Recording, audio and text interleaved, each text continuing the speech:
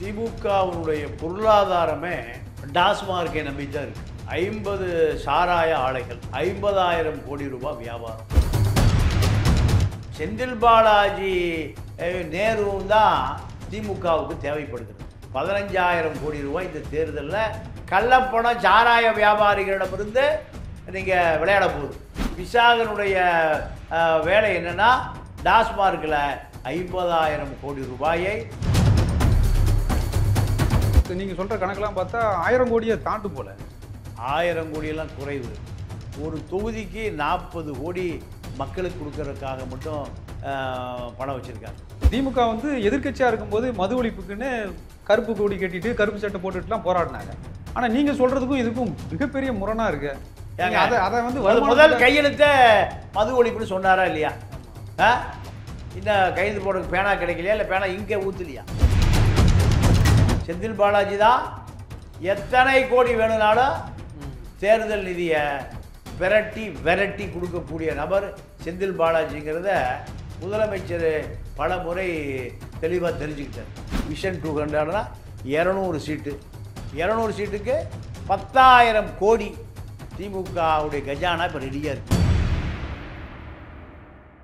வணக்கம். இன்று நம்மோடு இணைந்திருப்பவர் மூத்த பத்திரிகையாளர் தமிழா பாண்டியன் அவர்கள். வணக்கம் சார். வணக்கம் சார். சமீபத்தில் தான் செந்தில் பாலாஜியினுடைய அமைச்சர் பதவி பறிக்கப்பட்டுச்சு. ஸோ அந்த பரபரப்பு முடியறதுக்குள்ள அடுத்து இப்போ இடி ரைடு, டாஸ்மார்க்கினுடைய மேலாண் இயக்குனர் விசாகனுடைய இடங்கள்லையும் அவங்களுடைய ஃபேமிலிலையும் ரைடு நடக்குது. ஸோ இது என்ன இன்னும் தீ பற்றிக்கிட்டே இருக்குதா? என்ன மேட்ரு சார் இது?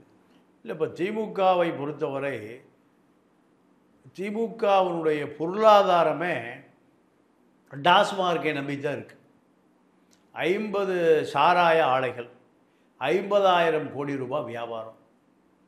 இந்த 50,000 கோடி வியாபாரத்தில் 5,000 டாஸ்மார்க்கு பார்கள். இந்த 5,000 டாஸ்மார்க் பார்களும் இவர்கள்ட்ட தான் இந்த டாஸ்மார்க் பார் கட்டுப்பாடில் இருக்குது. இது அல்லாவை கிளை செயலாளர், வட்டச் செயலாளர், ஒன்றியம், நகரம் இவர்களுடைய கட்டுப்பாட்டில் டாஸ்மார்க் கடை இருக்குது. டாஸ்மார்க் கடையினுடைய வருமானம் அரசுக்கு போகுது. பகலில் நடக்கிற வருமானம் அரசுக்கு போகுது. இரவில் நடக்கிற வருமானம், நீங்கள் காலையில் 12 மணிக்கு திறக்கணும், 10 மணிக்கு பூட்டணும். இது அரசு உடைய சட்ட திட்டத்துக்கு கட்டுப்பட்டது. அதே போல் 24 மணி நேரமும் டாஸ்மார்க் கடையில் பாட்டில் கிடைக்கும். காவல்துறையும் அந்த ஏரியா வட்டச் செயலாளரும் 2 பேரும் இதுக்கு ஒப்பந்தம். இது டாஸ்மார்க், இது டிஎம்கே டாஸ்மார்க்.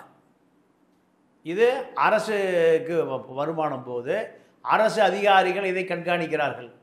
இது இரவில் நடக்கிற வேலை விடிய நடக்கும், ராத்திரிலையும் நடக்கும். இது அந்த பகுதி வட்டச் செயலாளர்கள், திமுகவை சேர்ந்த கிளை செயலாளர்கள், மண்டல செயலாளர்கள், பகுதி செயலாளர்கள், கிராமம் இருந்தால் ஒன்றியம், நகரம், இவர்கள் கட்டுப்பாட்டுக்கு இந்த 5,200 கடையும் போகுது. நீங்கள் சொல்கிறத பார்த்தா புற்றுநோய் மாதிரி இப்படி பரவி கிடக்குன்றீங்க. ஆமாம், அதுதான். நீங்கள் இந்த டாஸ்மார்க்கு 3 நாளாக பாதி பேர் கட்சி விட்டு போயிடுவான்.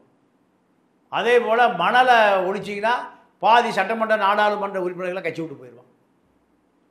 செந்தில் பாலாஜி நேருவும் தான் திமுகவுக்கு தேவைப்படுகிறது. ஏன் தேவைப்படுதுன்னா, நேரு ஒரு 100 சீட் ஜெயிச்சு கொடுத்துருவார், செந்தில் பாலாஜி ஒரு 100 சீட்டு ஜெயிச்சு கொடுத்துருவார். ஒரு ஓட்டுக்கு 2,000 ரூபா இப்போவே ரெடி, 200 சீட்டுக்கு. இந்த 2,000 ரூபா ஒரு தொகுதிக்கு 2 லட்சம் வாக்காளர்களுக்கு பணம் போய் சேர்ந்துடும். 40 கோடி ரூபாய் போய் சேர்ந்துடும். பூத்து கமிட்டி உட்பட கட்சிக்காரன் செலவுக்கு வாக்காளர்களுக்கு தான் 40 கோடி, கட்சிக்காரனுக்கு 10 கோடி. அவனுக்கு பூத்து கமிட்டின்னு 65,000 பூத்து கமிட்டி இருக்குது தமிழ்நாட்டில். பூத்து இருக்குது. இதுக்கு பூரா ஒரு தொகுதிக்கு 10 கோடி ரூபா. இந்த 50 கோடி ரூபாயை டாஸ்மார்க்கு தான் வாங்கி கொடுக்குது. தேர்தல் செலவு ஃபுல்லாக.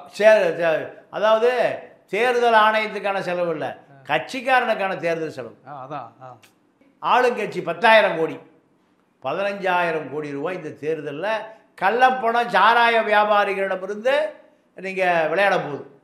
விசாகனுடைய வேலை என்னென்னா, டாஸ்மார்க்கில் 50,000 கோடி ரூபாயை அரசு பணத்தை இதில் ஒரு குறைந்தது 50,000 கோடி டாஸ்மார்க் வியாபாரம்னா அதில் பாதி 25,000 கோடி செந்தில் பாலாஜியினுடைய வியாபாரம்.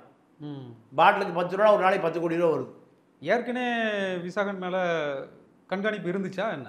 விசாகன் தான் இந்த டாஸ்மார்க்கினுடைய எம்டி நீண்ட காலமாக இருக்கார். திமுக அரசுக்கு பண ஆறுகளை பாய்ச்சுவதே விசாகன் தான். அப்போது விசாகனை நீண்ட நாளாக கண்காணித்து இப்போ பொறி வைத்து பிடித்திருக்கிறார்கள். அவர் லேப்டாப்பு, செல்ஃபோனு, மெமரி கார்டு, இப்படி பல ஆதாரங்களை எடுத்துகிட்டு இப்போ நுங்கம்பாக்கத்துக்கு கொண்டு போயிருக்காங்க. நுங்கம்பாக்கத்தில் முதல்ல செந்தில் பாலாஜி தப்பி விட்டார். 471 சிறையில் தப்பிட்டார். இப்போ விசாகன் ஒரு அப்ரூவராகவே மாறிடுவார். தன்னை காப்பாற்றுங்க, தன்னை விட்டுருங்க, தாங்கிட்ட ஒரு 500 கோடி ரூபா சேர்ந்துருச்சு, இந்த 500 கோடி ரூபாயை நான் பாதுகாத்து வச்சுக்கிறேன், நான் உங்களுக்கு அப்ரூவராக மாறுகிறேன்னு கண்டிப்பாக இப்போ அவர் நுங்கம்பாக்கத்தில் அமலாக்கத்துறை அலுவலகத்தில் அப்ரூவராக மாறி பென்ட்ரைவில் இருக்கிற எல்லா தகவலையும் கொடுத்துருப்பார். யாருக்கு? அமலாக்கத்துறைக்கு, இல்லைன்னா வருமான வரித்துறைக்கு கொடுத்துருப்பார். அமலாக்கத்துறை இவரை நீண்ட காலம் கண்காணித்து இவருடைய வீடு, இவருடைய உறவினர் வீடு, இவருக்கு எங்கெங்கே நிலம் வாங்கப்பட்டிருக்கு, எங்கெங்கே எஸ்டேட் வாங்கப்பட்டிருக்கு, இதெல்லாம் ஒரு 3 மாதம் புலனாய்வு செய்து அத்தனை ஆவணங்கள் எடுத்திருப்பான். இப்போ அவர் நான் வாங்கலாம் சொல்ல முடியாது. டேபிளில் போடுவான், ஒவ்வொரு பேப்பராக போடுவான், ஒவ்வொரு டாக்குமெண்ட்டாக போடுவான், ஒவ்வொரு டெபாசிட்டாக போடுவான், எல்லாத்தையும் எடுத்திருப்பான். யார்? ஐடி இருக்கக்கூடிய புலனாய்வுத்துறை இன்டெலிஜென்ஸ் எடுத்திருப்பான். எடுத்து இது யார் சொத்து பக்காவாக இருக்கும். பொண்டாட்டி பேரில், புள்ள பேரில், மச்சினம் பேரில், மாப்பிள்ளை பேரில், மச்சான் பேரில், சின்னப்பன் பேரில், பெரிய எல்லா பேரையும் அந்த டாக்குமெண்ட் உன்றதா இல்லையா, உன்னுடையதா இல்லையா, இதுதான் விசாரணையை தவிர இல்லைன்னா சொல்லவே முடியாது. டேபிளில் ஒவ்வொரு பேப்பராக விழுந்துகிட்டே இருக்கும். அப்போ நீங்கள் சொல்கிறத பார்த்தா அப்போ இதுக்கு பயந்துக்கிட்டு உண்மை இருக்க போய் தான் வேறு மாநிலத்துக்கெல்லாம் கேஸை மாற்றணும்லாம் சொன்னாங்களா என்ன? அதுதான் காரணம். ஏன்னா திமுகவினுடைய தேர்தலுக்கான பணம் எங்கிருந்து எடுக்கப்படுகிறதுனா முழுக்க முழுக்க டாஸ்மார்க்கிலிருந்து எடுக்கப்படுகிறது. டாஸ்மார்க்கில் எடுக்கப்படு கட்சிக்காரனுக்கு இரவில், அரசுக்கு பகலில், அமைச்சர்களுக்கு பகலில், ஒன்றிய செயலாளர்களுக்கு இரவில். இந்த டாஸ்மார்க் தான் ஒரு கடைக்கு சாதாரணமாக ஒரு நாளைக்கு ஒரு 3லேருந்து 5 லட்ச ரூபா வியாபாரம் நடக்குது. இந்த 5 லட்சத்தில் 1 லட்ச ரூபாயிலிருந்து 2 லட்ச ரூபா வரைக்கும் கள்ளச்சாராயம் ஓடுது, கள்ள சரக்கு ஓடுது, பாண்டிச்சேரி சரக்கு ஓடுது. அப்போது இதெல்லாம் காவல்துறை கண்டுகொள்ளுவதே இல்லை. ஏன்னா அந்த ஏரியா வட்ட செயலாளர், பகுதி செயலாளர், கிளை செயலாளர், ஒன்றிய செயலாளருக்கான கூட்டணியை காவல்துறை கண்டுக்கூடாது. கண்ணா தண்ணியில்லா காட்டுக்கு மாற்றிடுவார் அங்கே இருக்கக்கூடிய எம்எல்ஏ, அமைச்சர் மூலம். இதுதான் செந்தில் பாலாஜிக்கு அவ்வளவு அதிகாரம் கொடுக்கப்பட்டிருக்கு. இப்போ அவர் அமைச்சராக இல்லையே தவிர அமைச்சருக்கு உண்டான அத்தனை அதிகாரமும் செந்தில் பாலாஜிக்கு கொடுக்கப்பட்டிருக்கு. அடுத்து வேற தளபதிகளை உருவாக்க போகிறேன் எலெக்ஷனுக்காக. ஆமாம் ஆமாம், அதுதான் அவருடைய அடுத்த கட்ட வேலை. அவர்கிட்ட அதில் செந்தில் பாலாஜி இருப்பாரா? செந்தில் பாலாஜி இல்லாமல் எந்த திமுகவுடைய அரசியல் நகர்வும் நகராது. கரூர் கம்பெனின்னு 2000 பேர் வச்சுருக்காரு. 2000 பேருக்கும் 2000 பார் கொடுக்கப்பட்டிருக்கு. ஒவ்வொருக்கும் மாதம் வருமானம் 10 லட்ச ரூபா. இப்படி 2000 பேருக்கு 10 லட்ச ரூபானா அவருக்கு குறைந்தபட்சம் அந்த டாஸ்மார்க் வருமானம் அத்தனையுமே தேர்தலுக்கு, அதாவது விஷன் 200 சீட் எப்படியாவது ஜெயிக்கணும் திமுகவுக்கு. ஜெயலலிதா 2014 அடித்ததை போல் சோழ அடிக்கணும், யாரும் நிறுத்தாமல். அது 1% கிடைச்சாலும் சரி, 2% கிடைச்சாலும் சரி, எப்படியாவது வெற்றி பெற வேண்டும் என்பது தான் நோக்கமே தவிர இதை தாண்டி வேறு எந்த நோக்கம் இல்லை. முத்துச்சாமி டாஸ்மார்க்கு ஆயத்தீர்வை அமைச்சரே தவிர அத்தனை அதிகாரம் யார்கிட்ட இருக்கு? செந்தில் பாலாஜி எடுத்தா இருக்கு. இது முதலமைச்சர் அலுவலகத்திலிருந்து உத்தரவு. அப்போ செந்தில் பாலாஜி இலாக்கா இல்லாத அமைச்சர். ஏன் அவ்வளோ முக்கியத்துவம் அவருக்கு? இல்லை, அவரை தவிர வேறு யாரும் இந்த வேலையை செய்ய முடியாது. நீங்கள் முதலமைச்சர்கிட்ட நேரு, ஐ பெரியசாமி, ஏவா வேலு, இப்படி ஒரு 4-5 மந்திரிகள் போனாங்க. போய் எங்கள் மாவட்டத்தில் கூட நாங்கள் விரும்புகிற கட்சிக்காரனுக்கு டாஸ்மாக் கடை கொடுக்க முடியல, அதனால் எங்களுக்கு இந்த 5 மாவட்டத்தில் மட்டும் எங்களுக்கு இந்த கடையை செந்தில் பாலாஜின்னு சொல்லி அந்த கடையை விட்டுற சொல்லுங்கள், எங்கள் மாவட்டத்தில் செந்தில் பாலாஜி ஆளை போட்டு கடை நடத்துகிறார். அப்போ முதலமைச்சர்கிட்ட சொல்லும்போது முதலமைச்சர் சொன்னாராம், சரி உங்கள் 5 மாவட்டங்களில் செந்தில் பாலாஜியிடமிருந்து உங்கள்கிட்ட கடையெல்லாம் எடுத்து கொடுத்துட்றேன், பார்ட்டி ஃபண்டு வேலை நிறைய இருக்குது, அதையும் உங்கள்கிட்டயே கொடுத்துட்றேன், டாஸ்மார்க்கே உங்களுக்கு கொடுத்துட்றேன், கட்சிக்கு தேவையான நிதியை நீங்கள் தேர்தலுக்கு தேவையான நிதியை நீங்கள் எனக்கு திரட்டி கொடுங்க நாங்களாம். யார் முதலமைச்சர் கேட்டிருக்காரு அந்த 5 அமைச்சர்கிட்ட, நேரு உட்பட. இல்லை எங்களால் முடியாது, செந்தில் பாலாஜிட்டே கொடுத்துருங்க. செந்தில் பாலாஜி தான் எத்தனை கோடி வேணும்னாலும் தேர்தல் நிதியை விரட்டி கொடுக்கக்கூடிய நபர் செந்தில் பாலாஜிங்கிறத முதலமைச்சர் பல முறை தெளிவாக தெரிஞ்சுக்கிட்டார். 471 நாள் சிறையில் அடைக்கப்பட்டிருந்தாலும் அவருக்காக அந்த நாற்காலி காத்து கொண்டு இருந்தது. அவருடைய அறை, அமைச்சருடைய அறை, அந்த நாற்காலி அகற்றப்படாமல் எவ்வளோ நாள் காத்திருந்தது? 471 நாள். அப்போ 471 நாள் காத்து கொண்டு இருக்கக்கூடிய அளவுக்கு செந்தில் பாலாஜி இந்த டாஸ்மார்க் துறையில் வலிமையான அமைச்சர். இந்த வலிமையை எங்கே அதை திருப்புறாரு? கட்சிக்காரங்களை திருப்புறார். கொங்கு மண்டலம், கோவை மேற்கு மண்டலம், கரூர் உட்பட பல மாவட்டங்களை செந்தில் பாலாஜியால் ஒரு நாடாளுமன்ற உறுப்பினர் தொகுதிக்கு 6 எம்எல்ஏ. இதை செந்தில் பாலாஜியால் திமுகவுக்கு வெற்றி பெற வைக்க முடியும்னு முதலமைச்சர் நம்புறார். அதனால முழு அதிகாரம் அவர் கொடுக்கப்பட்டிருக்கு. அதான் சார், இப்போ இடி ரைடு வந்து நிறைய இடத்துல தமிழகத்தில் நடந்துச்சு. இப்போ இதில் என்னென்னா ஆகாஷ் பாஸ்கரன் அப்படிங்கிற ஒரு பேரும் அடிபட்டுக்கிட்டே இருக்கு. ஸோ இதுக்கும் டாஸ்மார்க்குக்கும் இல்லை செந்தில் பாலாஜிக்கும் எதுவும் தொடர்பு இருக்குமா என்ன? இல்லை, செந்தில் பாலாஜி இதில் ரோல் இல்லை. இந்த ஆகாஷ் பாஸ்கரன் ஆகாஷ் பாஸ்கரன் யாருன்னு கேட்டால் கலைஞருடைய மூத்த மகன் மூகா முத்துனுடைய மகள் தேன்மொழியை வந்து திருமணம் செய்து கொடுத்து கடலூரில் சிக்கா ஷாம்புன்னு ஒரு ஷாம்பு வந்தது. அதனுடைய உரிமையாளர் ரங்கநாதனுடைய தம்பி பொண்ணை இல்லை அண்ணன் பொண்ணை திருமணம் செய்தவர் தான் இந்த ஆகாஷ் பாஸ்கர். அவரிடம் திமுகவினுடைய பணம் எங்கள் கடலூரை சுற்றி ஒரு பல கோடி ரூபாய் பணம் பதுக்கப்பட்டிருக்கலாம். ஏன்னா தேர்தலுக்கு 6 மாதங்களுக்கு முன்பே வாக்காளர்களுக்கு கொடுக்கப்பட வேண்டிய பணம் பதுக்கப்படும். அப்படி பதுக்கப்படுகிற இடமாக ஒன்று எதாக இருக்கலாம்? ரங்கநாதனுடைய வீடாக இருக்கலாம். ஏன்னா மூகா முத்துடைய குடும்பத்தை பூரா தயாளமாக தான் பார்த்துக்குச்சு. ஏன்னா மூகா முத்துடைய மனைவியை விட தயாளம்மா தேன்மொழி உட்பட அத்தனை குழந்தைகளையும் அந்த அம்மா பார்த்துக்குச்சு. அந்த உறவு, அந்த நட்பு திமுகவை வெற்றி பெற வைக்கக்கூடிய பல இடங்களில் இந்த ரங்கநாதனும் ஒருவர். அதை நீங்கள் இப்போ சொல்கிறத பார்த்தா அப்போ அந்த டாஸ்மார்க்லேருந்து ஒரு அமௌண்ட் வருதுன்றீங்க, இதை கட்சிக்கு கொடுக்கான்றீங்க. அப்போ இந்த அமௌண்ட்டு அங்கே போயிருக்க வாய்ப்பு இருக்கா என்ன? இல்லை, அங்கே போகாமல் ஏன் இடி போகுது? தேர்தலுக்கு பதுக்கப்பட வேண்டிய பல இடங்களில் இந்த ஆகாஷ் பாஸ்கர் வீடும் ஒன்று. ஆமாம், நீங்கள் எப்பவுமே வருமான வரித்துறையில் ஒரு புலனாய்வு பிரிவு இருக்குது. அது உடனடியாக இப்போ நேரெல்லாம் போயிட மாட்டாங்க. 1 மாத காலம் ஃபோனை டேப் பண்ணுவாங்க. அவருடைய நடவடிக்கை ஜிபிஎஸை போட்டு கண்காணிப்பாங்க. அவருக்கு தெரியாமே காரில் ஜிபிஎஸ் இருக்கும், கண்காணிப்பாங்க. ஃபோன் விட்டு கேட்கப்படும், அவர்களை ரகசியமாக கண்காணிக்கப்படும். இப்படி பல தகவல்களை எடுத்துக்கொண்டு தான் வருமான வரித்துறை, ஏன்னா பல கோடிகளை கைப்பற்ற வேண்டியிருக்கு. அப்போ இந்த ஆகாஷ் பாஸ்கரும் மூகா முத்துனுடைய மகள் தேன்மொழியும் உறவினர்கள். அப்போ இந்த பணம் ரங்கநாதனுடைய வீட்டில் பதுக்கப்பட்டு இருக்கலாம்.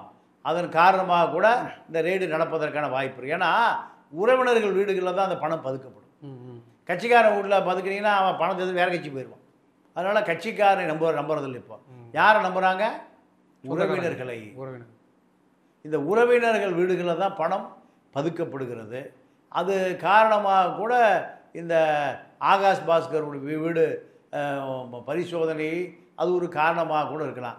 அதான் நீங்கள் சொல்கிறத பார்த்தா, நீங்கள் சொல்கிற கணக்கெல்லாம் பார்த்தா 1000 கோடியை தாண்டும் போல. 1000 கோடியெல்லாம் குறைவு. ஒரு தொகுதிக்கு 40 கோடி மக்களுக்கு கொடுக்கறதுக்காக மட்டும் பணம் வச்சுருக்காங்க. மீதி 10 கோடி ரூபா கட்சிக்காரனுக்கு. எதுக்குன்னா பூத்து கமிட்டி. தமிழ்நாட்டில் 65,000 பூத்து இருக்குது. அப்போது 40 கோடி வாக்காளர்களுக்கு 2000 வீதம் திமுக தான் அதிகமாக கொடுக்குது. 2000 வீதம் 2 லட்சம் வாக்காளர்களுக்கு 40 கோடி ரூபா. மீதி 10 கோடி ரூபா ஒரு மாத காலம் தேர்தல் செலவுக்கும் அந்த பூத்து கட்சிக்காரனுக்கு 10 கோடி 50 கோடி. 200 சீட்டு விஷன் 200னா 200 சீட்டு. அப்போ 100 சீட்டுக்கு 5000 கோடி. 200 சீட்டுக்கு 10,000 கோடி. திமுகவுடைய கஜானா இப்போ ரெடியாக இருக்குது. 10,000 கோடியை கொடுத்து ஓட்டுக்களை வாங்கி மீண்டும் ஆட்சிக்கு வந்தால் ஒரு 5 லட்சம் கோடி சம்பாதிக்கலாம். எவ்வளவு? 5 லட்சம் கோடி சம்பாதிக்கலாம். அதான் சார். இப்போ என்னென்னா திமுக சார்பில் இப்போ இடையில என்ன சொல்லியிருந்தேன், நீங்கள் சொல்கிறத பார்த்தா என்ன எப்படி இருக்குன்னா, பணம் சம்பாதிக்கிறதுக்காகவே ஒரு அரசாங்கம் நடந்துகிட்டு இருக்கிற மாதிரி சொல்கிறீங்க. ஏன்னா அவர் முதல்வர் என்ன சொல்கிறாருன்னா, நாங்கள் சமூக நீதி அரசுன்றாரு, நாங்கள் வந்து முதலீடுகளை நிறைய உள்ளே இழுத்துட்டோம் அப்படின்லாம் சொல்கிறாரு. ஆனால் நீங்கள் சொல்கிறத பார்த்தா ஏதோ சம்பாதிக்கிறதுக்காகவே அவங்க வந்து டாஸ்மார்க்கையும் செந்தில் பாலாஜியும் இல்லை மற்ற அமைச்சர்களையும் பயன்படுத்துகிற மாதிரியே தெரியுது. நீங்கள் திமுக அவருடைய தேர்தல் வாக்குறுதி அட்டவணையை பார்த்தீங்கன்னா 505 தேர்தல் வாக்குறுதி. இதில் 5 வாக்குறுதி நிறைவேற்றப்பட்டிருக்குமான நான் மனசாட்சியோடு முதலமைச்சர் வந்து கேட்குறேன். 5 வாக்குறுதி. 32 வாரியம் போடுவதா 36 வாரியம் போடுறதாக நீங்கள் தேர்தல் வாக்குறுதியில் கொடுத்துருக்கீங்க. ஆட்டோ டிரைவர் வாரியம், ஆட்டோவுக்கு வாரியம், சவர தொழிலாளி வாரியம், துணி துவைப்போர் வாரியம், மீனவர்களுக்கான வாரியம், அமைப்பு சாரா தொழிலாளி, உடல் உழைப்பு தொழிலாளி, இப்படி 36 வாரியம். இதில் 5 வாரியத்துக்கும் போட்டிருக்கு. பனை வாரியத்துக்கும் வெள்ள வாரியத்துக்கும் போட்டிருக்கு. மீதி 31 வாரியம் இல்லை. காவிரி பிரச்சனை முடிஞ்சுதா? இல்லை. கச்சத்தீவு பிரச்சனை முடிஞ்சுதா? காவிரியில் மணல் அள்ளுவது தான் திமுகவுடைய கொள்கை. இப்போ ரத்தனம் ராமச்சந்திரனும் ஆற்றுல காவிரி ஆற்றுல தண்ணியே வராதுன்னு முடிவு பண்ணி மணலை பூரா அள்ளி விற்றுவிட்டான். இதுக்கே முதலமைச்சர் அலுவலகம் உடந்தை. ஏவா வேலு கட்ட பாலம் எங்கே அந்த திண்டிவனத்து பக்கத்தில் வெள்ளம் வரும்போது 3 மாதம் அடிச்சுட்டு போயிடுச்சு. 18 கோடியை காணும். ஒரு பாலம் 3 மாதம் விழுகிற கூத்து எங்கேயாவது பார்த்துருக்கீங்களா? திமுக ஆட்சியில் தான் நடக்குது. அப்போ அதில் பிளாஸ்டிக்லேயே கட்டிட்டானுங்களா, இல்லை ஏதாவது அட்டையில் வச்சு பாலம் கட்டிட்டானா? அப்போது திமுகவை பொறுத்தவரை டாஸ்மார்க்கு, மணல், ஹைவேஸ் இந்த துறைகளில் அடிக்கிற கொள்ளையை மீண்டும் தேர்தலில் கொடுத்து வெற்றி பெறுவதற்கான வேலையை தவிர இந்த துறையில் எதுவுமே நடக்கலை. இல்லை அப்படி இந்த 5 ஆண்டுகளில் என்ன பெரிய ஊழல்கள் செஞ்சாங்க? அப்படி என்ன இல்லை, ஊழலே இல்லை. இது வந்து காந்தி இருந்தால் எப்படி ஆட்சி நடக்கும், புத்தர் இருந்தால் எப்படி ஆட்சி நடக்கும், நேரு இருந்தால் எப்படி ஆட்சி நடக்கும், அதே போல தான் இந்த ஆட்சி நடக்குது. ஊழலுக்கு திமுகவுக்கும் சம்மந்தமே இல்லை. சர்க்காரியா கமிஷன்லாம் சும்மா பொய்யா போட்டது.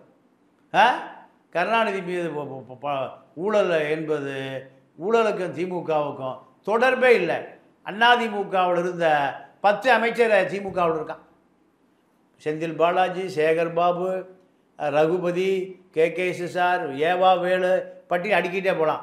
பழைய கண்ட்ராக்டர் ஏவா வேலு 10,000 கோடி வச்சுருக்கான். லஞ்சமே வாங்கலை, ஊழலே பண்ணலை.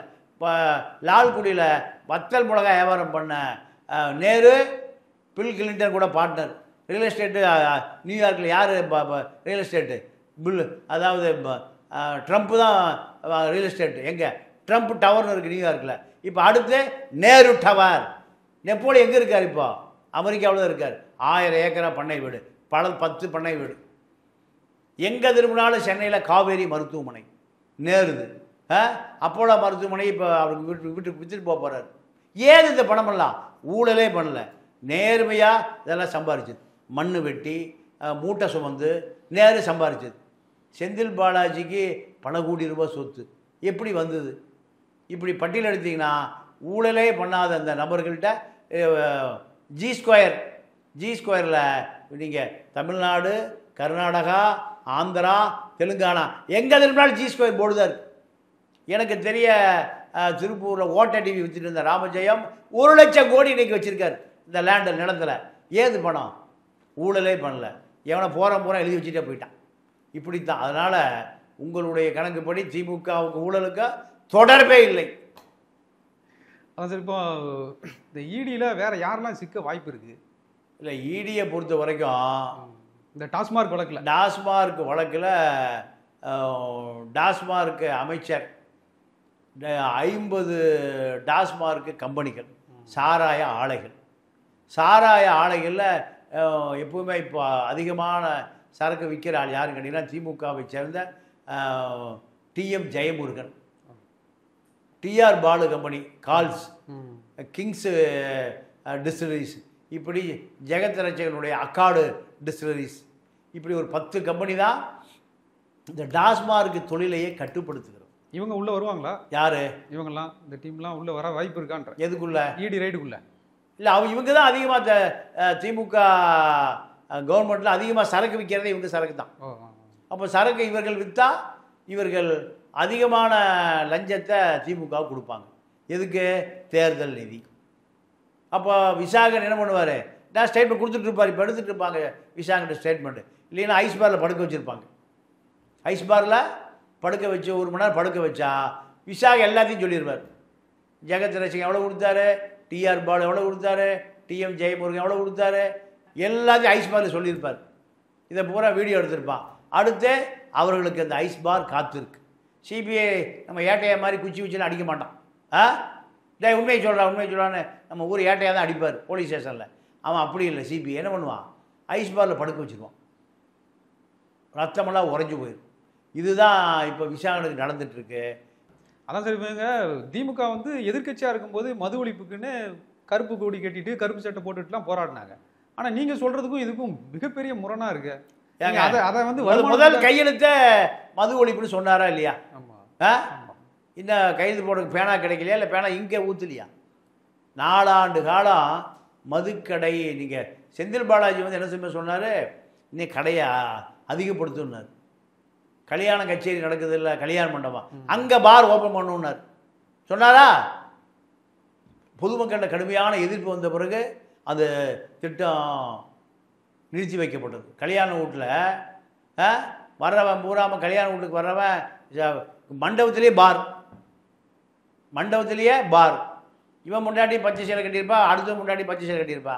இவன் சரக்கை போட்டு அடுத்த முன்னாடி கையை பிடிச்சி இழுத்துருவான். கல்யாண வீட்டை கலாட்டாவாக போயிடும். எப்படி? ஏன்டா ஏன் முன்னாடி இழுத்தா? இல்லை ஏன் முன்னாடி பச்சை சேலை தான் கட்டியிருந்தா சரக்கு அடித்தோடனே தெரியலன்றான். இப்படித்தான். ஆக மொத்தம் தமிழ்நாடு திராவிட இயக்கத்தை பொறுத்த வரைக்கும் சாராயத்தில் தள்ளாட விடுவது தான் தமிழ்நாட்டு அரசாங்கத்தினுடைய வேலை. 1 கோடி பேர் காலில் இருந்துச்சு நேராக சாராய கடைக்கு போகிறான். சரி சார், உங்கள் கருத்துக்களை ரொம்ப ஆழமாக தெரிவிச்சதுக்கு ரொம்ப நன்றி சார். நன்றி, வணக்கம். தேங்க்யூ. அரசியல்ல உண்மையா என்னதான் நடக்குது தெரிஞ்சுக்க நாளை நமதே சேனலை சப்ஸ்கிரைப் பண்ணுங்க.